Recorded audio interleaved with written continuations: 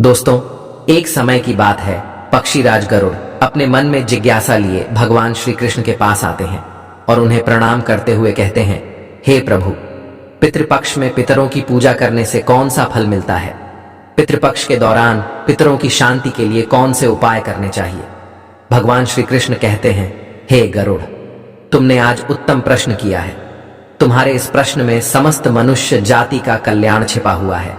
जो मनुष्य अपने पितरों को संतुष्ट करता है, उसके समस्त दोष और दुख समाप्त होते हैं। पितरों की पूजा करने से मनुष्य को अपने पूर्वजों का आशीर्वाद प्राप्त होता है। इस विषय में एक अप्सरा और ऋषि की प्राचीन कथा कही जाती है, जो मैं आज तुम्हें सुनाता हूं। इस कथा को श्रवण करने से तुम्हें तुम्हारे सभी प्रश्नों के उत्तर मिल जाएंगे। इसलिए हे गरुड़, तुम इस कथा को ध्यान से सुनो। इस कथा को जो भी सुनता है, उसके समस्त प्रकार के पितृदोषों का नाश होता है। जो भी इस कथा को सुनता है और सुनाता है, उसके ऊपर पितरों की कृपा सदैव बनी रहती है। गरुड़ जी कहते हैं, हे प्रभु, आपके मुख से इस कथा को सुनने के लिए मैं उत्सुक हूं। कृपया आप मुझे वह कथा सुनाइए। मैं इस कथा का प्रचार अवश्य करूंगा। फिर भगवान श्री कृष्ण गरुड़ जी को पितृपक्ष की कथा सुनाने लगते हैं। इसलिए दोस्तों, आप भी इस कथा को ध्यानपूर्वक पूरा जरूर सुनें। इस कथा के श्रवण मात्र से मनुष्य के सभी पाप और दोष नष्ट होते हैं। उसे पितृदोष से मुक्ति मिलती है, सभी कर्ज उतर जाते हैं, धन धान्य संपत्ति की प्राप्ति होती है तथा सुंदर गुणवान पत्नी की प्राप्ति निश्चित होती है। संतानहीन को संतान प्रदान करने वाली यह कथा अत्यंत महान है। पितृपक्ष के दौरान इस कथा का श्रवण प्रत्येक मनुष्य को करना चाहिए। इसका श्रवण करने से पितरदेव प्रसन्न होते हैं और वरदान देते हैं। श्री कृष्ण कहते हैं, हे गरुड़, प्राचीन काल की बात है। रुचि नामक एक राजा थे, जो संसार के माया मोह को छोड़कर निर्भय होकर ब्रह्मचर्य का पालन करते हुए निरहंकार भाव से पृथ्वी पर विचरण करने लगे। उन्होंने संसार की सभी खुशियों और भोगों का त्याग कर दिया था। उन्होंने घर में रहना भी छोड़ दिया था। वे एक बार ही भोजन करते थे और वन में भटकते रहते थे। उन्हें ऐसा वैराग्य धारण किया हुआ देखकर उनके समस्त पितृगण अत्यंत दुखी हो गए। अपने वंशज को इस प्रकार से वंश को नष्ट करता हुआ देखकर उन्हें भय लगने लगा। उन्होंने सोचा कि वे स्वयं चलकर अपने वंशज से मिलेंगे और उसे वैराग्य का त्याग करने के लिए कहेंगे। फिर एक दिन जब ऋषि रुचि ध्यान मग्न होकर तपस्या कर रहे थे, उसी समय उनके समस्त पितृगण उस स्थान पर प्रकट हुए। जब ऋषि रुचि ने अपनी आंखें खोलीं, तो उन्होंने 4 दिव्य आत्माओं को अपने सामने खड़ा देखा। उन्हें देखकर वे आश्चर्यचकित हो गए और उन्हें प्रणाम करते हुए कहने लगे, हे महान आत्माओं, आप कौन हैं और किस कारण से आप मुझे दर्शन देने के लिए पधारे हैं? वे सभी दिव्य आत्माएं कहने लगी, हे वत्स, हम तुम्हारे पूर्वज हैं और हम तुम्हारे इस वैराग्य पूर्ण आचरण से अत्यंत दुखी हैं, इसीलिए तुमसे मिलने के लिए आए हैं। ऋषि रुचि ने उन्हें नमस्कार करते हुए आदर पूर्वक पूछा, हे पितृगण, आप सभी के दर्शन करके मैं कृतार्थ हो गया, किंतु आप मेरे आचरण से दुखी क्यों हैं? कृपया मुझे विस्तार से बताइए। मुझसे ऐसी कौन सी भूल हो गई है जो मेरे पूर्वज मुझसे असंतुष्ट और दुखी हैं? तब वे सभी पितृगण कहने लगे, हे वत्स, तुमने किस कारण से विवाह नहीं किया? विवाह स्वर्ग और मोक्ष प्राप्ति का उत्तम मार्ग है। गृहस्थ आश्रम के बिना मनुष्य को शाश्वत बंधन होता है। गृहस्थ में रहकर मनुष्य देवताओं, पितरों, ऋषियों और याचकों की पूजा करके उत्तम लोकों को प्राप्त करता है। वह देवताओं को स्वाहा और पितरों को स्वधा शब्द के उच्चारण से तथा द्वार पर आए अतिथियों और याचकों को दान देकर संतुष्ट करता है। विवाह न करके, संतान को उत्पन्न न करके तुम देव ऋण तथा पितृजनों के ऋण से मुक्ति नहीं पा सकोगे। संसार में रहने वाले मनुष्य, ऋषि तथा अन्य प्राणियों के लिए भी तुम प्रतिदिन ऋणी ही हो रहे हो। संतान की उत्पत्ति के बिना तुम स्वर्ग को कैसे प्राप्त कर सकोगे? देव पूजा, पितृ तर्पण तथा संन्यास ग्रहण किए बगैर तुम्हें स्वर्ग की प्राप्ति नहीं होगी। सभी पितृ कहते हैं, हे पुत्र, यदि तुमने विवाह नहीं किया तो यह अन्याय केवल तुम्हें कष्ट ही देगा। मरने के बाद तुम्हें नरक की प्राप्ति होगी और अगले जन्म में भी कष्ट भोगोगे। फिर ऋषि रुचि ने अपने पितरों से कहा, हे पितरों, जीवन में विवाह करना अत्यंत दुखदायक है। इससे पाप का संग्रह होता है और अंतकाल में यह अधोगति प्रदान करता है। इसी विचार से मैंने स्त्री के साथ विवाह नहीं किया है। स्त्री संग परिग्रह करने से मुक्ति नहीं मिलती। जो व्यक्ति अविवाहित रहकर प्रतिदिन विद्या ग्रहण करता है और ज्ञान के अमृत से अपनी आत्मा को निर्मल करता है, वह मेरे लिए श्रेष्ठ है। विद्वानों ने अनेक प्रकार के सांसारिक कर्मों का वर्णन किया है। इसीलिए मनुष्य को अपने इंद्रियों पर संयम रखकर तत्व ज्ञान के जल से आत्मा को शुद्ध करना चाहिए। फिर पितरों ने कहा, हे वत्स, इंद्रियों को वश में रखकर ज्ञान के द्वारा आत्मा को निर्मल करना चाहिए। तुम्हारा यह कथन उचित ही है, किंतु यह कल्याण का मार्ग नहीं है जिस पर तुम चल रहे हो। यज्ञ, तप और दान के द्वारा अपने अमंगल को दूर करते हुए फल प्राप्ति की कामना से रहित जो शुभ और अशुभ कर्म है, वे बंधन के कारण नहीं होते। जो पूर्व का कर्म है वह भोग से नष्ट होता है।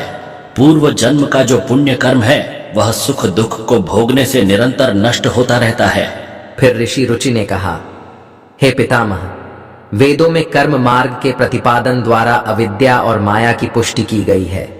इसीलिए आप मुझे विवाह करने के लिए क्यों प्रेरित कर रहे हैं? विवाह करके मेरा अनिष्ट ही हो जाएगा। पितरों ने कहा, हे वत्स, कर्म द्वारा जो कुछ भी किया जाता है वह अविद्या है, यह सत्य है। किंतु विद्या प्राप्त करना भी एक प्रकार का कर्म है। शास्त्रों में जो विहित कर्म है, सज्जन पुरुष उनका उल्लंघन नहीं करते, उन्हें उसी से मोक्ष की प्राप्ति होती है। शास्त्रों में पुरुष को विवाह करने की आज्ञा दी गई है। विवाह न करने पर पुरुष को मुक्ति नहीं मिलती है। संतान के बिना उसे मोक्ष नहीं मिलता है। संतान के द्वारा किए गए श्राद्ध कर्म से ही उसे मोक्ष मिलता है। इसलिए हे पुत्र, तुम विधि पूर्वक विवाह करो। विवाह न करने से तुम्हारे सभी कर्म भी नष्ट हो जाएंगे और तुम विफलताओं को ही प्राप्त करोगे।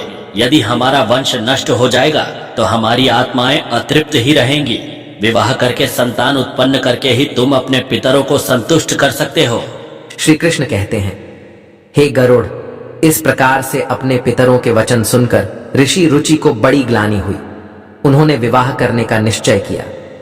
फिर ऋषि रुचि ने अपने पितरों से कहा, हे पितृगण, अब तो मैं बूढ़ा हो गया हूं, कौन मुझे अपनी कन्या प्रदान करेगा?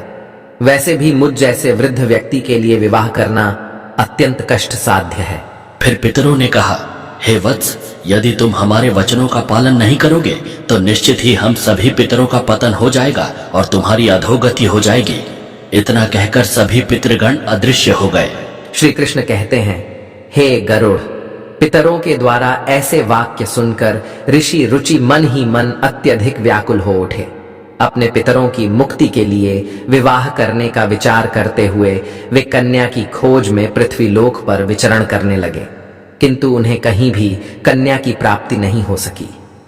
अपने पितरों के वचनों को बार बार मन में सोचते हुए वे चिंताग्रस्त होकर सोचने लगे, मैं क्या करूं, कहां जाऊं? मेरे पितृगणों को मुक्ति दिलाने के लिए कौन सी स्त्री मुझसे विवाह करेगी? इस प्रकार देर तक विचार करने के बाद ऋषि रुचि ने ब्रह्मा देव की तपस्या करना शुरू कर दिया। ऋषि रुचि ने 100 वर्षों तक एक वन में घोर तपस्या की। तत्पश्चात जगत पिता ब्रह्मा ने उन्हें दर्शन दिया और कहा, हे रुचि, मैं तुम्हारी तपस्या से प्रसन्न हूँ। तुम्हारी जो भी अभिलाषा है उसे प्रकट करो, मैं अवश्य पूर्ण करूंगा। तब ऋषि रुचि ने ब्रह्मदेव को प्रणाम किया और कहा, हे परमपिता, मेरे पितरों ने मुझे संतान उत्पन्न करने के लिए कहा है, किंतु इस समय मुझे विवाह के लिए कोई कन्या दिखाई नहीं पड़ रही है। इसीलिए कृपया आप मुझे कन्या प्रदान करें, जिससे विवाह करके मैं संतान प्राप्त कर सकूं। इस पर ब्रह्मदेव ने कहा, हे विप्र, तुम संसार के प्रजापति हो जाओगे। तुम्हारे द्वारा प्रजा की सृष्टि होगी। तुम्हारे पितरों ने उचित ही कहा है कि तुम्हें स्त्री से विवाह करना चाहिए। इस अभिलाषा को मन में रखते हुए तुम्हें पितरों की पूजा करनी चाहिए। वे प्रसन्न होकर तुम्हारी इस कामना को पूर्ण करेंगे और तुम्हें उत्तम स्त्री की प्राप्ति होगी। इस प्रकार कहकर ब्रह्मादेव अंतर्ध्यान हो गए। ब्रह्मा जी के वचन सुनकर ऋषि रुचि ने पुनः अपने पितरों को प्रसन्न करने का निश्चय किया। फिर ऋषि रुचि नदी के तट पर पहुंचे और एकांत में उन्होंने अपने पितरों का तर्पण करके उन्हें संतृप्त किया। तत्पश्चात एकाग्र चित्त होकर वे भक्ति पूर्वक अपने पितरों की स्तुति करने लगे। श्री कृष्ण कहते हैं, हे गरुड़, ऋषि रुचि ने अपने पितरों के लिए जो स्तुति की उसे प्रत्येक मनुष्य को ध्यान से सुनना चाहिए। यह स्तुति सब दुख और दोषों को नष्ट करने वाली है। जो केवल एक बार इस स्तुति को सुनता है उसके अनेक पाप नष्ट होते हैं और उसे पितरों का आशीर्वाद प्राप्त होता है। इसलिए तुम इस स्तुति को ध्यान से सुनो, तभी यह कथा सुनने का फल तुम्हें प्राप्त होगा। महात्मा रुचि इस प्रकार स्तुति करने लगे। जो अधिदेवता के रूप में विद्यमान रहते हैं और जो श्राद्ध के अवसर पर देवताओं से स्वधा द्वारा तृप्त किए जाते हैं, उन सभी पितृगणों को मैं नमस्कार करता हूं। स्वर्ग में अवस्थित महर्षिगण भुक्ति मुक्ति की कामना से मानसिक श्राद्ध द्वारा जिन्हें भक्ति पूर्वक तृप्त करते हैं, उन सभी पितरों को मैं प्रणाम करता हूं। अग्निश्वात, बर्हिषद, आज्ञप और सोमप नामक पितृगण हैं। वे सभी इस श्राद्ध में मेरे द्वारा संतृप्त होकर तृप्ति को प्राप्त करें।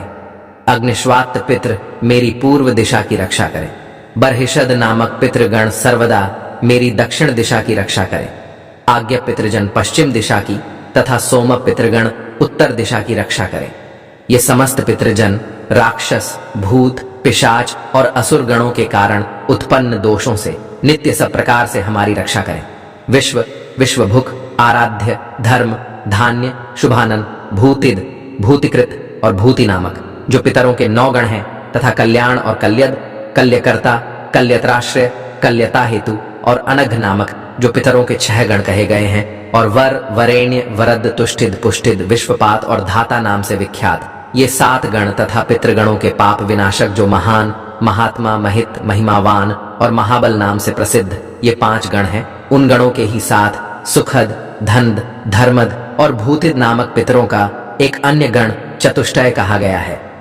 इस प्रकार कुल मिलाकर उन पितरों के 31 गण हो जाते हैं जिनसे यह संपूर्ण जगत परिव्याप्त है।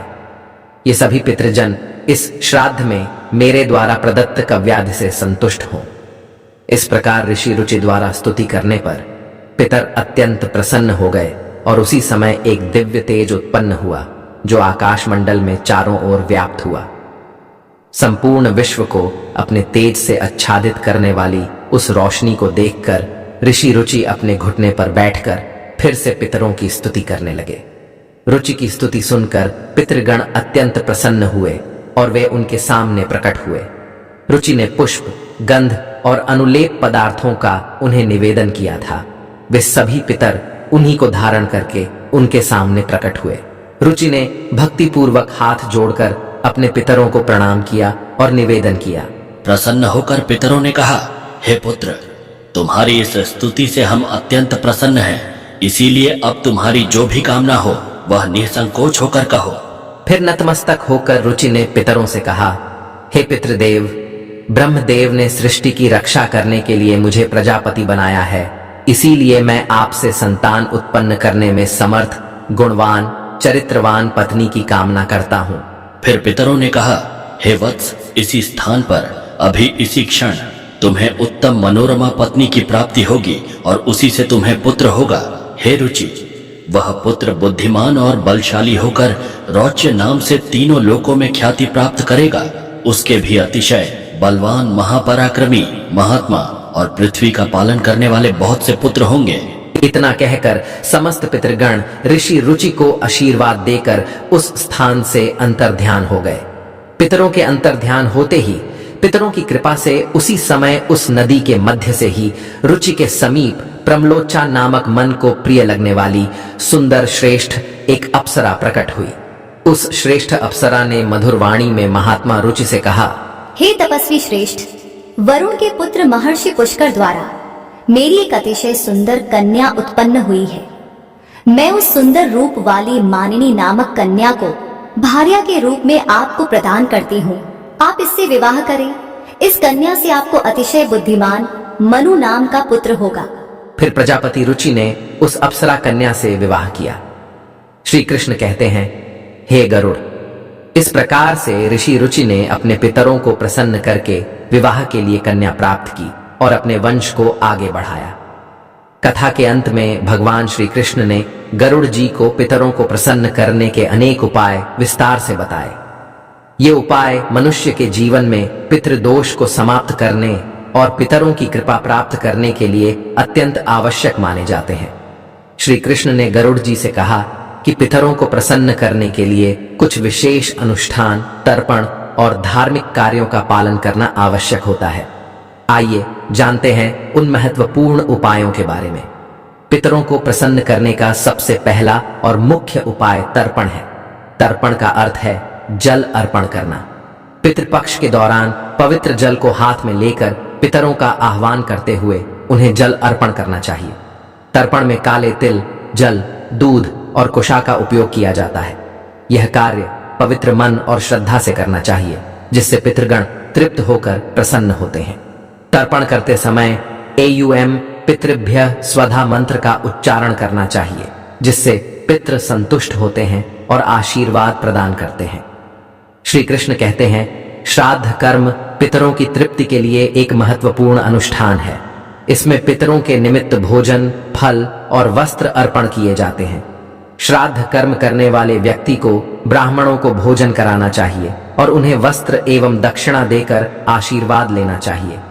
श्राद्ध के दिन विशेष रूप से सात्विक भोजन बनाना चाहिए, जिसमें खीर, पूड़ी, सब्जी और अन्य पौष्टिक एवं ताजे खाद्य पदार्थ शामिल हों।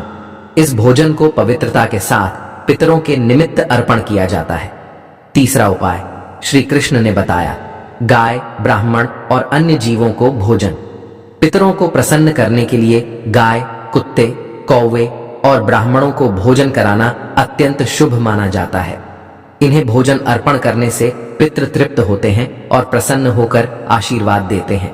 विशेष रूप से श्राद्ध के दिन गाय को हरी घास और रोटी खिलाना और कौवे को चावल व खीर खिलाना शुभ माना जाता है। इन कार्यों को करने से पितरों की कृपा प्राप्त होती है और पितृदोष से मुक्ति मिलती है। श्री कृष्ण कहते हैं, पीपल और तुलसी के वृक्ष की पूजा करना पितरों को प्रसन्न करने का महत्वपूर्ण उपाय है। पीपल का वृक्ष पितृगणों का निवास स्थान माना जाता है और तुलसी का पौधा देवी लक्ष्मी का प्रतीक होता है। श्राद्ध के दिन पीपल और तुलसी की पूजा करके पितरों को तृप्त किया जाता है। पीपल के वृक्ष के नीचे दीप जलाने से पितृगण प्रसन्न होते हैं और परिवार को सुख समृद्धि का आशीर्वाद देते हैं। भगवान श्री कृष्ण ने गरुड़ जी को बताया कि जो व्यक्ति पितृदोष से पीड़ित होता है, उसे गया जी या अन्य पवित्र तीर्थ स्थलों पर जाकर पिंडदान करना चाहिए। गया जी में पिंडदान करने से पितृ संतुष्ट होकर मोक्ष प्राप्त करते हैं और वंशजों को आशीर्वाद देते हैं। पिंडदान के समय काले तिल, कुशा और चावल का उपयोग करके पितरों को अर्पण करना चाहिए। यह प्रक्रिया पितरों को तृप्त करती है और उनकी आत्मा को शांति प्रदान करती है। श्री कृष्ण कहते हैं, पितरों को प्रसन्न करने के लिए व्यक्ति को श्राद्ध पक्ष के दौरान व्रत रखना चाहिए। इस समय सात्विक आहार ग्रहण करना चाहिए और ब्रह्मचर्य का पालन करना चाहिए। भगवान श्री कृष्ण ने गरुड़ जी से कहा कि श्राद्ध पक्ष में मांस, मदिरा और तामसिक आहार का सेवन नहीं करना चाहिए। व्रत के दौरान भगवान विष्णु, शिव और देवी लक्ष्मी की आराधना करनी चाहिए। इससे पितरों की आत्मा को शांति मिलती है और वे प्रसन्न होकर आशीर्वाद प्रदान करते हैं। श्री कृष्ण कहते हैं, पितरों को संतुष्ट करने के लिए गरीबों, ब्राह्मणों और साधुओं को अन्न दान और वस्त्र दान करना चाहिए। यह कार्य विशेष रूप से श्राद्ध पक्ष के दौरान करने से पितरों की आत्मा को तृप्ति प्राप्त होती है। अन्नदान और वस्त्र दान से मनुष्य को पुण्य की प्राप्ति होती है और पितृ दोष से मुक्ति मिलती है। इस कार्य से पितृ प्रसन्न होकर घर परिवार की सुख समृद्धि का आशीर्वाद देते हैं।